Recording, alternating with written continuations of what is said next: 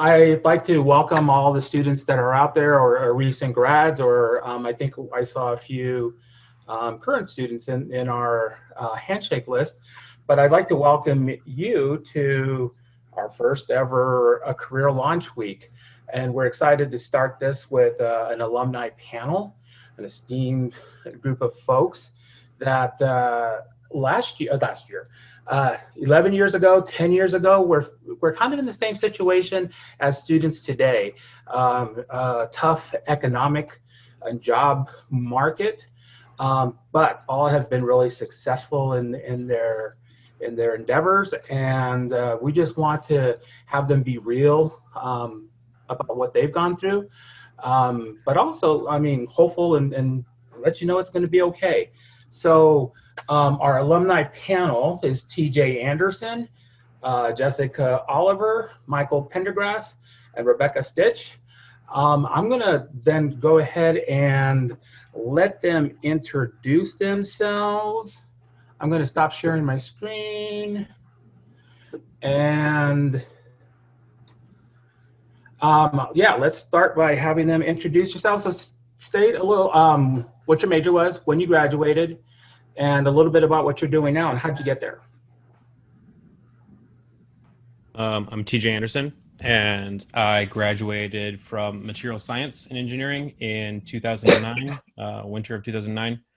And I currently work for Sierra Nevada Corporation, working on the Dream Chaser vehicle, largely propulsion, but I also assist with active thermal control systems and occasionally environmental life supports. How I got here is a very long path with a lot of moves. I'm currently in Wisconsin. We've lived in Virginia, Louisiana, Texas, and some moves within there. This is our second time in Wisconsin. Go ahead, Michael. No, you started, Jess. You go first. Okay. I'm Jessica Oliver. I graduated in 2009 with a degree in communications.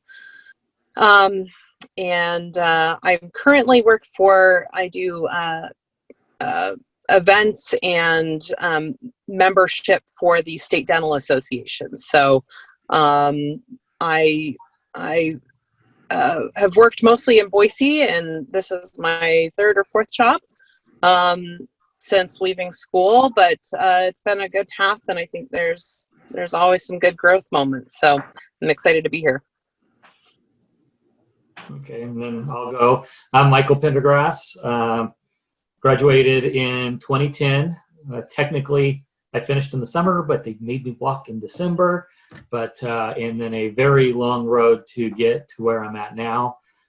Started off, I'm currently an HR specialist senior for the state of Idaho, but I didn't get directly into HR in the role I have now until actually 3.5 years ago. But worked for a small solar startup called Transform Solar. That was a joint venture with Micron about 1.5 years after I graduated, and then took on a temporary job with DirecTV, and then started with the state of Idaho just about 6.5 years ago, actually, and as a performance development specialist. So I did a lot of training getting into being an HR specialist senior, but still work for the same agency. Absolutely love the work I'm doing. The only move I really did was from the apartment I was living in when I was going to school to the house my wife and I bought about 6 years ago.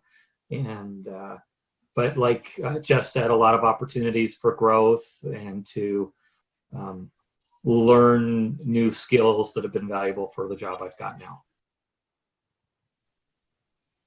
All right, I'm Becca Stitch. I graduated in the spring of 2010, which is crazy that it's been 10 years, with a graphic design degree. It was my second degree, actually. I had a first degree in communications. So got a job later that fall at Boise State and haven't really left since then. Took a year off. I did graphic design and marketing for the bookstore, the Student Union, and the Children's Center, and then took a little break in there to have a baby and came back and have been on the student affairs communications team doing content strategy for 3 years now. Great, thank you. So as you can see, there's a wide variety of folks that are represented here, but then also went through, just some of the similar things that you potentially are going to be going through. So, first question: how did you maintain your hopefulness and stamina during your search? And everybody, this is open to everybody. I took the summer to just obviously look for jobs. I did the job search, just sending all kinds of resumes, keeping my eyes open. But I took the summer to read a lot of books. I remember specifically focusing on one called Creative Inc. and how to turn a creative degree into a career path. But I just remember riding my bike to the library a lot and enjoying the summer and realizing that, man, once I get a job, like once this all falls into place, that's going to be my life. So I'm just gonna enjoy the ride for now. So, yeah, I tried to balance the job search with just enjoying some free time. Great, thanks. I had kind of a difficult transition in that I was slated to graduate in the summer of 2009, but in the prior September, I was hit by a car while riding my bike. So I ended up having to repeat a semester and graduate in the winter of 2009. But prior to that, I imagine it was very similar for a lot of people on this panel that applying a lot to a lot of jobs, trying my best to network. And it was very challenging. Coming back for an additional semester gave me additional time. I think the thing that gave me the most support was knowing that I did have a support system. My wife had found a job, and of course, the worst case scenario as I saw it was continuing to be a college student. I mean, whether I was in college or not, but you have a certain lifestyle that you deal with as a college student, and I had dealt with it for 5 years, so I could deal with it for a little bit longer if I had to. I think that not the rejection, but the lack of hearing back on all of the applications was definitely very difficult. But I think that getting to use my brother did a lot of work with the water cooler downtown. I don't know if it still exists, but I know that one thing that I would do is I would go and take my engineering knowledge and I would consult with some of these startups that were going on down there at the time. I wouldn't get paid. I would just go down and talk to people. And if they had a tangible product, I would do my best to give them the advice that an engineer consultant would give them, practice consulting skills, and really try problem solving and helping them. And I think that gave me a lot of gratification in being able to apply my degree.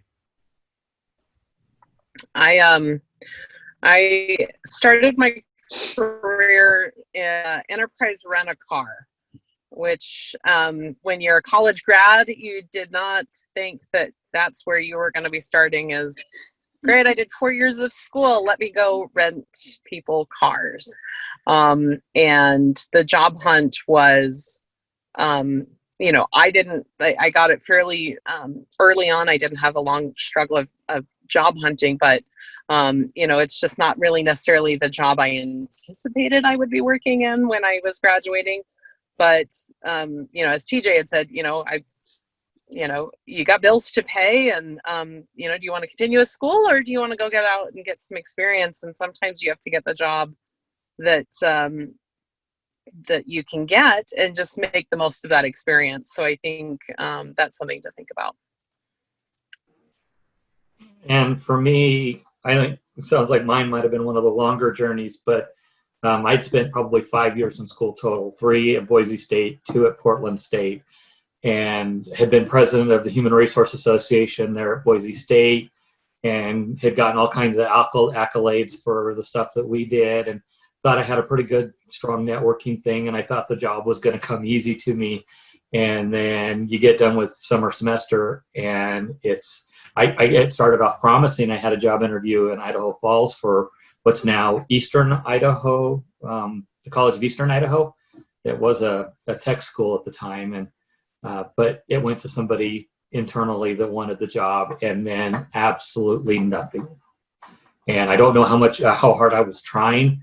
I had been working at Target before my final semester, and I took a week or a semester or school year off so I could focus on getting my education. And when I come back, they switched HR bosses, and they're saying, "Oh, we've only got 4 hours for you a week." And I'm like, "Oh my gosh, that's kind of annoying." And hold on a second, I've got a dog that's being really annoying right now. But no, so I was not working, so I was at home a lot. I won't lie, I got a bit depressed during some of it. Got a major chewing out from my mother-in-law because I think she saw my complete lack of effort. And then really not a whole lot of interviews. I got a few here and there. Honest to goodness, when I got on at Transform Solar, I didn't even know I had interviewed for the job, and I got on there, and it's through networking, and I'm sure there's some other questions. I'll delve into that a little bit more, but I did do some volunteering in that time over at that food bank doing data entry, which was some pretty basic stuff, but it kept me busy and got me out of the house. I think one of the things that was a hard time for me too is I didn't have a car, and it made it really hard to get to interviews because I was having to schedule with my wife, who was working, and she works with at the time with children with developmental disabilities. So it, through unfortunate circumstances of my grandmother passing away, I did end up being able to buy her car from the estate, and that started opening up more opportunities. But my wife was a great support system. My family, some of my connections at HRATV were great, but it took a bit, but and I didn't take the direct route. I was a performance development specialist first, so I didn't actually get to do the job I really wanted to do, much like Jess, until 4 years ago. But it was worth the journey. I'd do it again, for sure. Great, thank you. So what were some of the key strengths that you learned about yourself during this time?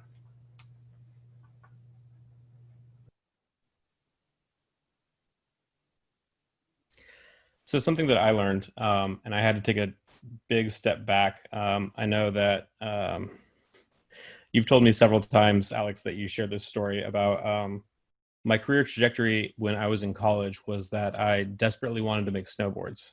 It's actually why I got into engineering. And what I learned about myself during that search, well, what I learned about the snowboard industry is that a lot of those people don't have degrees. But what I learned about myself is that I cared very much about my net outcome in life and about what I did on a day-to-day basis as far as technically and intellectually and as a person, far more than I cared about what industry I worked in. I realized very quickly that as long as, I love material science. I hear a lot of people take the materials 101 class in engineering and consider it because it is very enticing in its pursuit, I guess. And I'm sure a lot of people feel that way about their degrees. They chose it because it's the thing that spoke to them. And I think that broadening your horizon for what you think can apply to your degree is very important. You learn to apply those skills in a lot of different ways. And I was fortunate enough that I found not only something different, but something even more challenging than I had sought out. So I learned that the net outcome and the day-to-day, who I am and what I do matters a lot.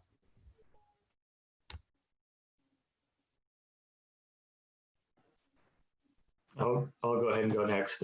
For me, and I guess it kind of goes to what TJ just said, but quick backstory. I've actually got 2 associate degrees that I got from a junior college people know it as BYU Idaho now, but it was known as Ricks College then. And I worked at Intel.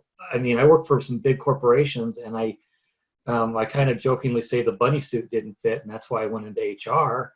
But when I got done with the whole Intel thing and whatnot, I wanted nothing to do with electronics. You know, everybody comes to me, Michael, and I still to this day, who do they ask for help when the computer's not working?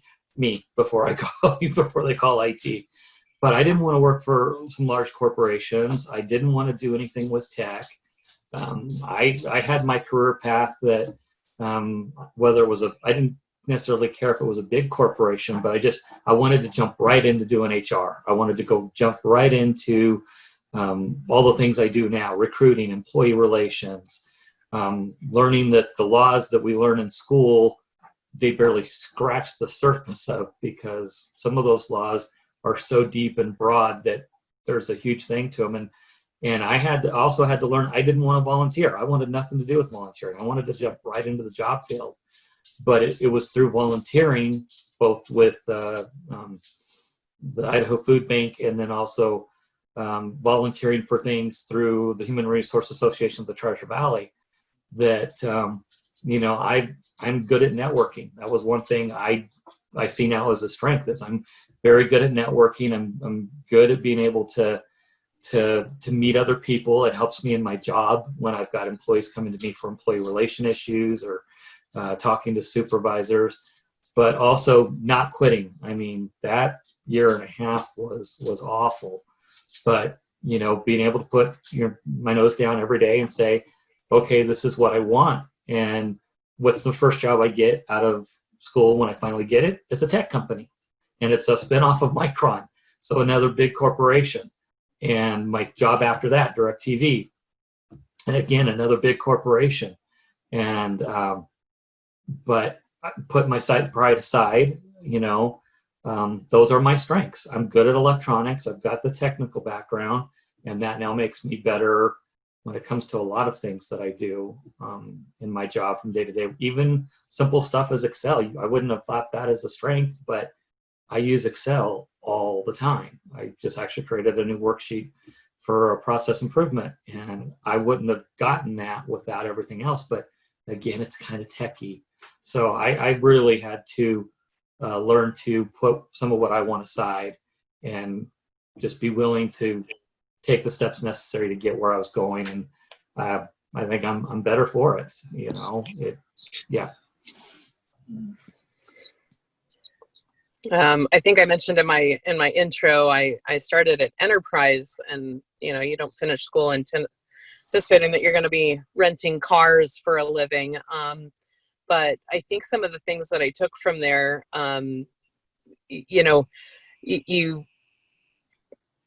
that are skills that you can carry forward. And I think that's what you all are touching on, is that, I can sell the pants off of anything these days. Customer service, those sort of things are things that, once you learn them, they carry forward into a lot of different things. So while that may not have been my original career goal, I think those all paid off in the long run in applicable skills that you can carry forward, and that you have tangible time doing that make you an expert in something. So I put that out there. Yeah, I would say I would echo a little bit of what TJ said about not like having a different idea in your mind when you think about what you want your career to look like, and what the reality of that looks like when you're in it. And what I learned what environment I would do best in. I think I had this idea of just, like being a graphic designer and just like getting a project and just kind of focusing on my job and like doing the design work and kind of I don't know, it seemed like it maybe in an isolated space.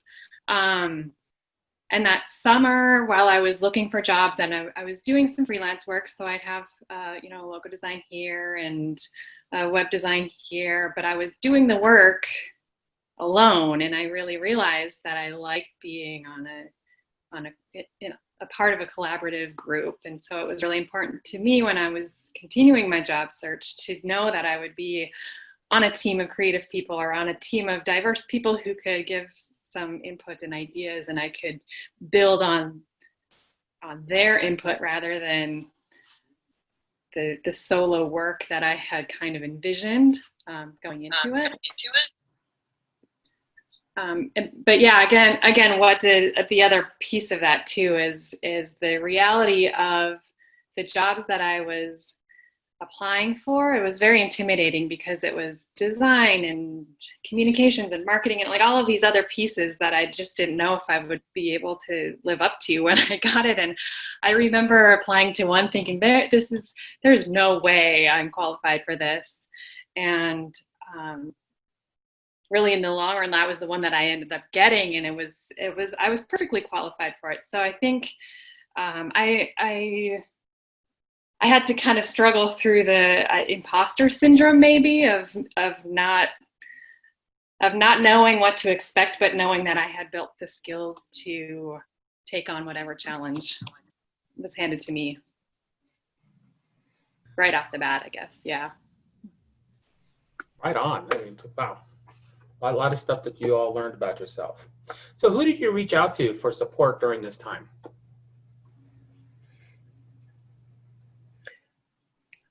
I would say you never know where you're going to meet someone for support. I mean, clearly you've got your families and your that sort of a thing, but I think it's pretty amazing. You guys have mentioned multiple times, volunteer work, or TJ, you even mentioned that you didn't get paid, but you wanted to consult on products and things. It's kind of amazing the connections you can make doing informational interviews, stuff like that. The amount of support from just total strangers when they meet you and they want to see you succeed, getting out and it's the volunteer opportunities. It's talking to people about what they do while you sit on the bus. I mean, honestly, it can be a lot of different places. It's amazing the red carpet that's rolled out from complete strangers when they meet you and say, wow, that is a skill that I think needs to be fulfilled here, or something like that. Just, you never know where you're going to find those. So.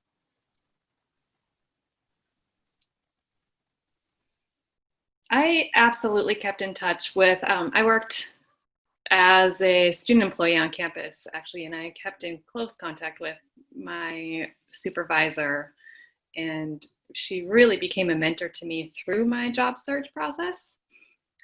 So I would say I leaned on her a lot. Had a great support system with my husband and friends that were kind of always checking in on, hey, I saw this job opening, I saw this,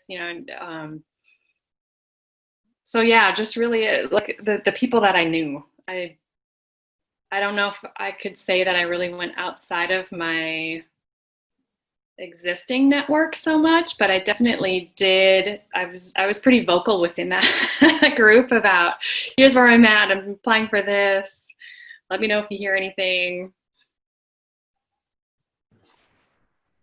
And for me, networking, I mean, I have my wife, I've got my friends that I've known here in Idaho for a long time, but getting out, Jess mentioned informational interviews, but when I knew of quite a few of the HRE TV members from being in the HRA, and this is not necessarily a plug for HRE TV, but great organization if you are an HR major or graduated in HR, but I leaned on them really heavily. I went to HRA TV meetings, started making contacts. And I actually realized just a few minutes ago, I haven't talked with her in a while, but some of you may or may not know Bay Emelson, but she was one saying, get some informational interviews. So I went to HRA TV meetings and talked with a few folks and set up those informational interviews. And that's where being humble and getting, because I had them look at my resume. I thought I had, and I think most of us do after we get done with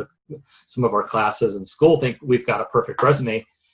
No, mine wasn't even remotely close. So between 2 or 3 different people that I had these informational interviews with, was able to get my resume honed in. And as I got my resume honed in, I got more interviews, which was very telling. But then being able to lean on them for being able to, okay, I've got this interview coming up. I've also got to throw a shout out to the Career Center because I thought my interviewing was absolutely awful. Maybe that was something. I mean, one interview I had at a place, they literally were on their cell phones. 2 of the owners of the company were on their cell phone the entire time during the interview. And it was like, okay. But so going to the Career Center, asking for help there. I did Alex, we did a recording, and I think they were still using videotape back then. I don't think it was all digital yet. But we did a recording of my interviewing and how well I did in a mock interview. And I truly believe in mock interviews. They can be a little bit scary and like they don't help. Having now been on the flip side and done mock interviews for staff at my agency, that then helps get them over some of their butterflies to help them give their best presentation. So I leaned on the Career Center for that, and for Alex for a while, the job boards Boise State had. But I really owe my career to the networking that I did at HRA TV, and being able to, they were an amazing support group. I'm still in contact with numerous when I have when I can, I go to the meetings when work allows, but them, and because my wife already had a lot going on. I mean, she was here at the house. Then once I started getting my career going, and then the layoff, and then the temporary job, we kept talking about adopting, and then that kept getting pushed on the back burner. And I didn't want to burden her with so much, a lot of other stuff. So networking is what I kind of say to the staff that I advise at work. Yeah. So for support, I definitely want to echo the sentiment about the Career Center. I think that I got a lot of great input and feedback on my resume. On LinkedIn wasn't really a thing when I first started trying to get out there. I actually created a blog of my own to host all of my information on, because, I mean, not to get too heavy into the networking question, which is coming up next, but I know people don't keep business cards, even though I made them. But for support, I mean, you're hopefully, to get through college and everything else, you have a local support group. I've noticed several people mention spouses. That was one for me. In-laws, my church, my friends from growing up. I mean, that's one of the great things. If you're at Boise State, good chance that you're from Boise, that you have a lot of friends around you to support you through this. But yeah, I'll save the rest of my input about networking for that question. But I would say from a support standpoint that rely on the support that you have already installed. As far as career finding, I mean, those are networking tips, and I'll save that for that round. Great. Thanks, all. Wow. So, it does sound like you all did networking and kind of reached into that. One specific strategy you used to increase your network.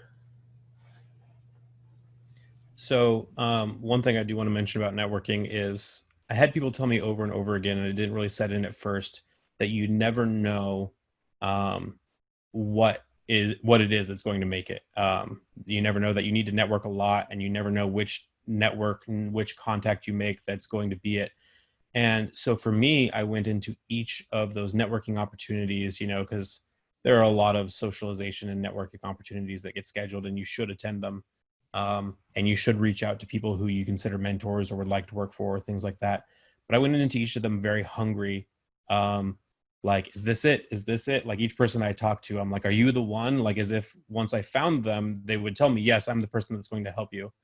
And in retrospect, I very much realized that it almost never happens quickly.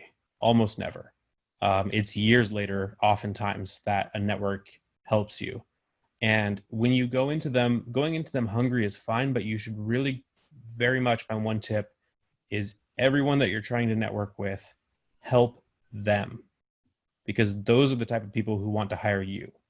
So don't go talk to each person at a networking event, trying to weasel out how it is that you can leverage them or how it is that you can use them to get where you want to be. Approach each person and find out what skills you have that would help them. And that is how you network, in my opinion.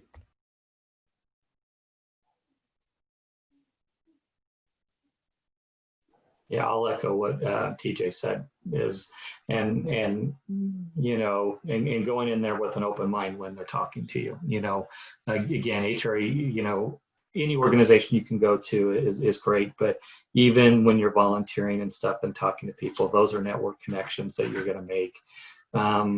Events at Boise State that they have, whether they're bringing in speakers, the career fair is a great opportunity for networking. We as employers, that's a great chance. You get the business card, but just even making that brief connection at a career fair and finding out more about the company that you're applying, that may have a job that you're interested in, is something to take a look at. But then you also, I talked about it being my support group, but also be aware they've got lives, they've got families, keep it within business hours when you're asking for help. But, when you have a legitimate question, hey, I just got turned down on this. This is what I was told, because that we use, honestly, very cryptic things saying you didn't meet the minimum qualifications or whatever. Well, what did that mean? So, being able to use the network and leverage that to maybe read between the lines on what why you didn't get the job, and being willing to even ask the person telling you didn't get the job, hey, can you tell me what I could have done or what I could do better? That is in some form or way of networking, getting that. But the networking, use them, as TJ said, find out how you can be of help or get get some information and how you would be a good fit. But just be careful on it, because they don't need to know every single thing that's going on in your life. I think I shared a lot more than I should have at times, but they can be very powerful advocates for you in the end, depending upon the ones that you get, and not the ones you expect. You might have a great relationship with one and you hit it all off, and it's the one that you talk to maybe once every few months that ends up helping you ultimately in the end get the start in your career.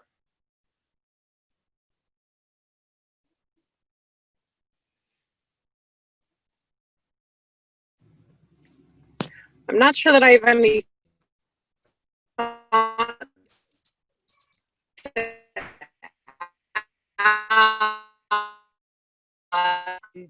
besides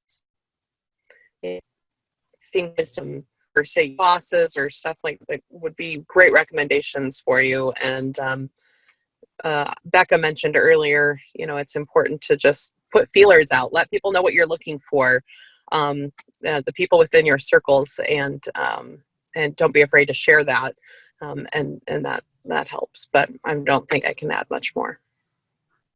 I actually want to add one more thing on it that I just thought of that was crucial to my eventual getting a job, is be willing to take or listen to someone that suggests a different route to your career path. We talked earlier about, hey, I want to do this. I want to be an HR specialist. I want to be an HR generalist. I want to be a chemical engineer or materials engineer.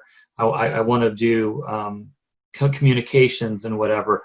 The best advice I ended up getting was during a meeting where I was volunteering on a committee, and one of the people who's now a very dear friend of mine said, hey, Michael, I noticed you've got a very big training background. Why don't you pursue that? But much like electronics, I was like, I want nothing to do with electronics or training. I've been doing training in some capacity through Intel and through being a tutor and stuff. I don't want to do that anymore. And I had to really take a step back and examine that. And because during an informational interview, which was meant for networking with Transform Solar, my career started to get to this position now as a trainer, as a workforce development specialist. That was not the career path I had. I wanted nothing to do with it. But I listened to Jana and what she had to say. We had a good conversation, and here I am now. But I had to be willing to put my ego and what I wanted to do aside to be able to end up taking this path that ultimately led me. So don't be afraid of taking a tangent, I guess is what I'm saying. And if they give some advice that may be a little hard to swallow, seriously listen to it. I would say for me, the key was being open to any potential opportunity as leading somewhere. The freelance projects that I did while I was looking for my full-time gig really stretched my skills. I had to keep learning, which was something that I wasn't exactly super excited about after having just graduated, but it was really important to take those opportunities that I was kind of unsure about. I had a friend who was starting a web design company, and he needed someone to help with web design. And I had never designed a website and had no idea what HTML was all about. But it was an opportunity, so I took it, and it was great because I went through the process of learning with him, and then one of my first big projects with the Boise State bookstore when I was hired was to redesign the Bronco Shop website. So it was really like, I think for me, it was really important with networking to be open to those like kind of random opportunities that you're not quite sure about, or having a conversation about something that you don't really know, or you don't feel like you are an expert in, but being open to learning about it and just, keep stretching. Awesome advice. So speaking of advice, I'm actually going to skip down to my last question is, what advice would you give these current graduates? Yeah, I do want to open it up for questions as well.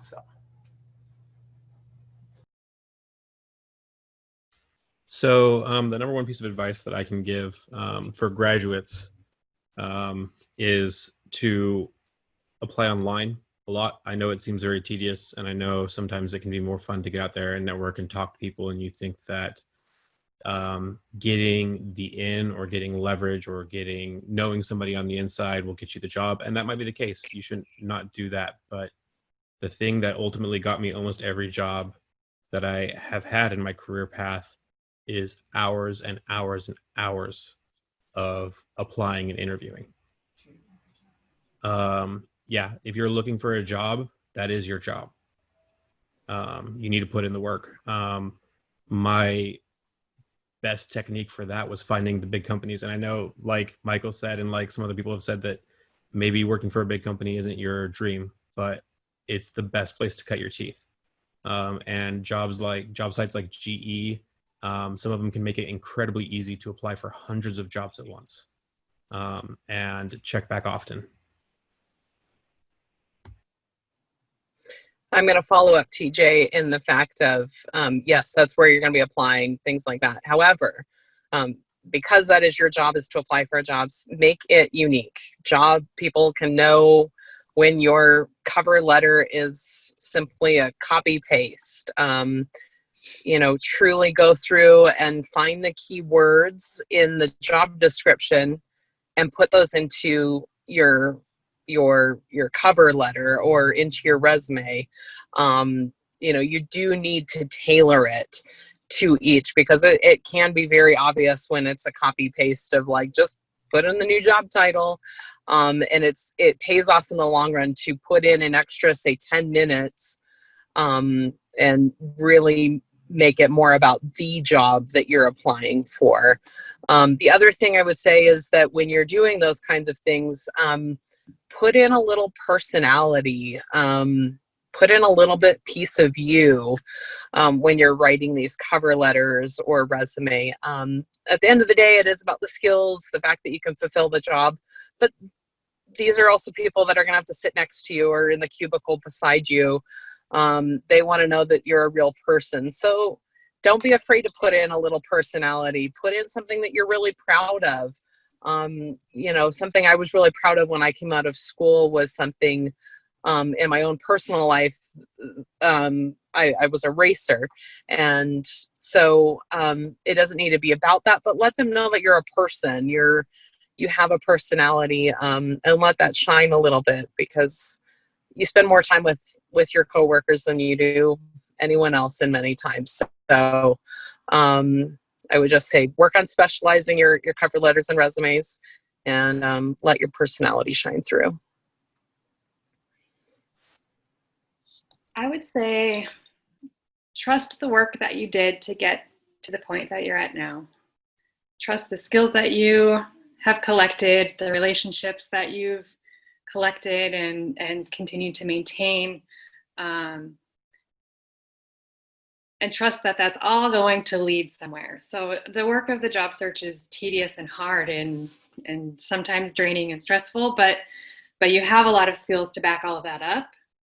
And everyone else who is applying is in the same boat, right? So put your best foot forward, and like I said, just trust that the work that you did as a student and that you continue to do will get you where you want to be.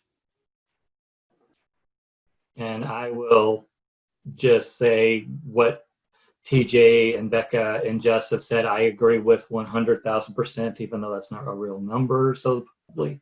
But I also want to say that is your job. And one thing that I found that was easy for me, because especially in a job market where you're applying for so many jobs, one thing that was very beneficial to me was having an Excel spreadsheet. And I had that listed out, the jobs I'd applied for and when, because you don't know when you're going to hear back. And I completely 100% agree with making them unique. My shameless plug for applying for state jobs is the fact that at the state level, we require an exam to test whether or not you meet those minimum qualifications. Sometimes they're simple, you select an answer.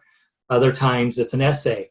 And I can very easily spot, because I do an HR review of all the applications that come in for the business units I work with. I can tell the people that have copy and pasted their answer from one exam to the next, that has absolutely nothing to do with the job they applied for. And that is a quick way to fail the exam. And it's a quick way that doesn't tell us anything about you and how you learned that skill. So going back to trusting what you know and what you've learned, make sure those answers as you're doing it, and this could be even for a public or a private sector job, be you. You know yourself better than anyone else, and make that in there. Don't worry if it's 50 characters or 1,000 characters or whatever. As long as it tells a story that helps us as HR professionals know who you are and how you learn that skill, and then putting in the job experience you've got, that's going to give you a leg up on so many other people that are just so anxious in filling out these job applications that they're basically copy and paste. Those are the ones that I notice the most, that are when the people actually put in the time and effort, whether it be the resume, and even the resume, I won't lie, I find a resume with a bunch of bullet points, and then would pick and choose those bullet points, but make sure they're applicable to the job. And then even another bit of advice is interviewing. Interviewing is one of the scariest things, I think, next to public speaking.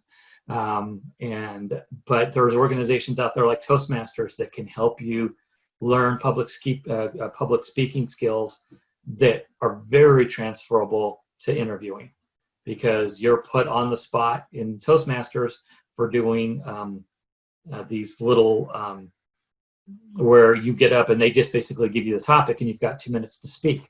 Sounds an awful lot like a job interview. And also, I guess the last one, a bit of advice I'd give is, when you go into an interview for a job, you've done the application, you're going for the interview.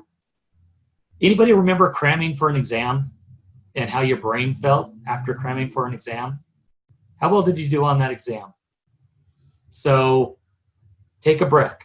Take a break that morning or whenever you're going to have that interview. You know that job and what you're applying for and your skill set as the best you can. There is no reason to cram right beforehand.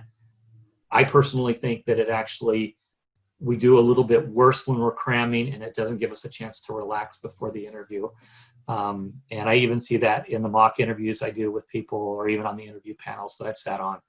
And I think those tactics that we've all mentioned will help you stand a chance to stand out and get that job. Great, thank you all. So I'd like to open it up to any questions. So if you would like to ask a question in our chat room, Vicky is going to be monitoring that. So does anybody have any questions out there?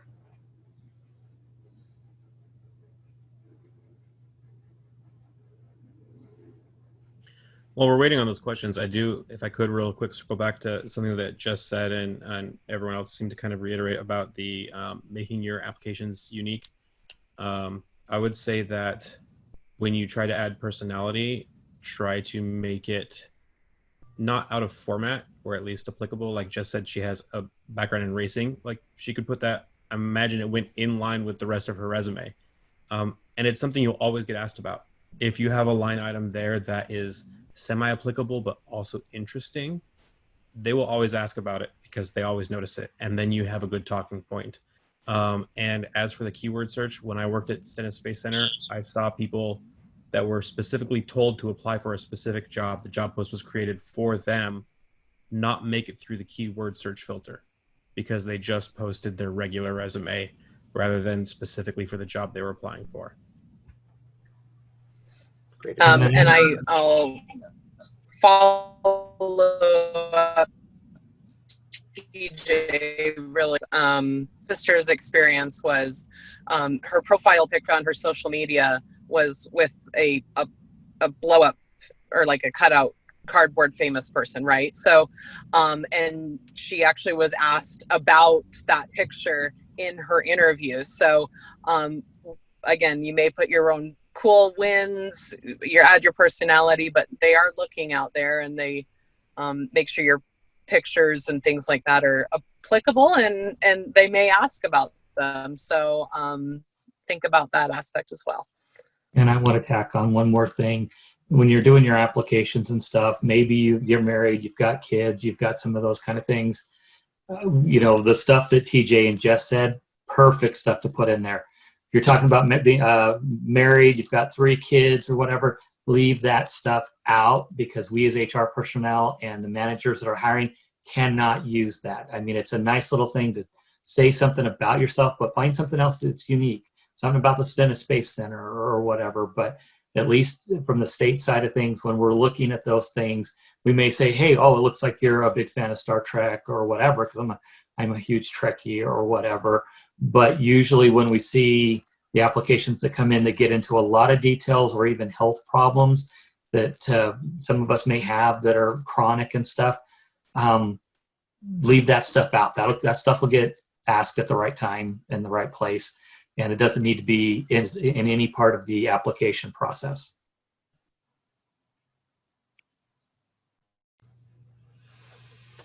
So doesn't look like there's any questions. So, oh, actually there is one. So question is, what about adding personality versus tailoring to the algorithm on resumes? I found that my current resume wasn't making through all the AI filters that slim down the numbers of applicants that go to employers. And this is from Chris. So we had this problem a lot, like I said, when screening jobs, specifically at Stennis, because they had a very, in my opinion, poorly written but mostly strict algorithm. And that is, as Michael had said about bullet points, your resume format should be fairly simplistic. Don't get too crazy with word art or spacing or things like that. You want to make it look good and stand out, but those can mess with filters. But make sure that the bullet points are applicable, even if it's the same bullet point but slightly different, written slightly differently, or going through the job posting and looking for keywords, whether they're synonym. They don't put synonyms into the AI. So if there's a synonym for what you have in your resume versus what's on the job application, change it. Anyone else? And I would add that at least for the state, we don't use algorithms. NeoGov is a government, well, it's not ran by the government, but it doesn't have any of those kind of filters. So, but when you're doing the exam questions and that kind of stuff, there's statements in there that will kind of tell you what they're looking for or how you can meet that MQ. And that's where, you know, still go ahead and put in those keywords. So that's where reading that question and putting in that answer and looking at the job thing, look at the responsibilities that they have listed there, some of the potential job responsibilities, look at those minimum qualifications, you know, for that. But we don't necessarily use an algorithm at the state level. But at the same time, as we're filtering through, and we're seeing more applicants now than we've seen, at least at my agency, but just make sure you're doing exactly what TJ said, because the humans are going to spot those, and that's going to be something that's going to get our attention more than just a bland bullet point on how you got that skill. Thank you. Any other questions? Looks like Chris just asked another one. Do you? So something that Michael kind of hit on with that last resume bullet point was like not just how you got it. I think having quantitative and measurable things is very big. If no one has shared that fact with you yet, I also think that while there are, for certain companies, search filters, a lot of the companies that I've worked for and with still personally review things. And to be perfectly honest, being on the other side of it, I know that not all job postings are actually what your coworkers are looking for, what your manager or whatever. They go through a process whereby they often get posted by somebody who is only like tertiary involved. And so if you're off by a year or two of experience, an application doesn't take you too long, apply. But if you're off by a decade or a degree, then maybe not. So there is a lot of human interaction that goes into it, and which causes both opportunities for error and opportunities for being able to make yourself heard. So definitely, like I said, like everyone said, add that personality in the format of a resume, not just like a joke at the bottom of your resume, but something that stands out a little bit, something that is applicable but interesting. You want to have a good talking point in your interview, and you can seed it in your resume. Thank you. Thank you. And then I can go ahead and answer part of that about because he's asking here about asking jobs that will ask you to wear too many hats. I wouldn't worry about that. They're putting down all the potential things you may do in that job, at least in the ones that I've posted and that I've seen posted. But be open to doing some of those, because they will just literally do a data dump and say, these are all the things that this job does, when you may actually only do 4 or 5 of them. So I wouldn't get stressed of it says, here's all these.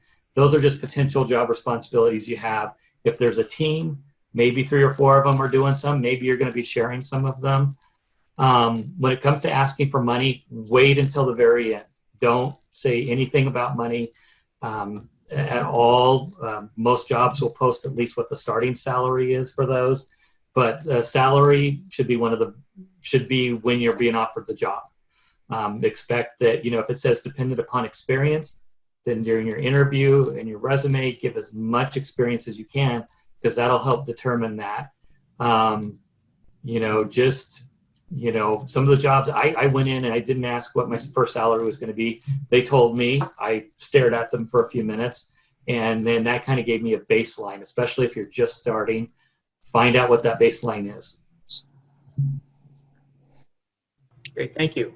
Looks like Kate has a question. Can you give a little bit more examples of sharing personal attributes, personality related on the resume or in the cover letter? I can do some of that. my second job out of college, my then boss once told me that the job I was applying for was being a recruiter. And he said, this takes a special personality, right? So he's like, that first paragraph of your cover letter, if I don't see an exclamation mark, are you even excited? How are you going to sell it? You know, I mean, it can come down to your punctuation, selling or telling some of your personality pieces. You know, I think it's sharing your experience, but I just have a 2 bullet point at the bottom of my resume that says, hey, I was the youngest writer to ever do the 24 Hours of Moab. And I'm very proud of that. I've traveled to 4 different continents. You know, I think that's a very, very small blurb at the bottom of your resume. Doesn't take up very much space. And I think in your cover letter, you know, there's ways to tie in your experience. So when you say, you know, I have this experience, I did this in college, I know I can fulfill this at your company. You know, it's okay to share in that when you were gaining that experience in your college job, that, you know, they know that was a college job, but it shows that you had some pieces there. So, or, you know, some personality.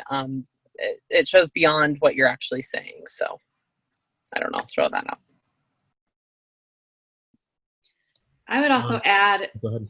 it might be constrained to some jobs and some fields, but I'm a graphic designer, so I'm going to speak to that. Use your header for your cover letter as a way to personalize it. Choose fonts that look like you, or that, you know, reflect your personality in some way. Use if you're in a creative field, use some creativity with your resume layouts, because you in my experience, I shouldn't say never, I've rarely just done like the bullet points on an online application. There's always an opportunity to add a PDF or include a portfolio, for example. Share your web portfolio. And so use all of those pieces of the puzzle to add personality, show a more personal side. Don't just copy and paste a form for your cover letter. You tell a story with your cover letter a little bit more. Include all of those quantifiable skills and the things that you've learned and that apply to the job, but use the tone of your letter and the way that you use writing to share your personality. Thank you, Becca. So we're at noon, and I want to be really respectful for our panelists. I really want to thank you all for really just sharing your insights, sharing your experience, sharing your advice. You know, this is, I hate to use this word, unprecedented time. Going forward, a little bit different than when you graduated. It was you know, there was other things that contributed to this, but there's a lot of other things that are going on in the world right now. And so we really appreciate your support, your encouragement, and your advice to our new Broncos going out, our new alumni Broncos. So again, I appreciate everything you have shared with us. I do want to share my screen one more time. We do have an event. Did everybody can see this, hopefully? Oh, nope, not yet. Sorry, I need to push share. We have a workshop going on next week, if you are interested, being LGBTQIA+, and the job search next Tuesday, June 16th, 11 to 12:30. You can register through Handshake. It's Career Services and the Gender Equity Center. So insights into how you approach the job search. But I do really want to be respectful of your time. Wow, we went through a whole hour. And again, I cannot thank you enough, panelists and alums and folks that I know personally, how much this has really meant to to our students and to us at the career services. So it looks like there's two things going on. Anyways, I'm going to stop my share. Go Anyways, Orange, go Big Blue. thank you all. And also I want to announce that tomorrow, Wednesday, Thursday, and Friday at 11 o'clock, we have additional Career Launch Week programs going on. Please join and have a great Monday. Yeah. Thank you, everybody. Good luck, everyone.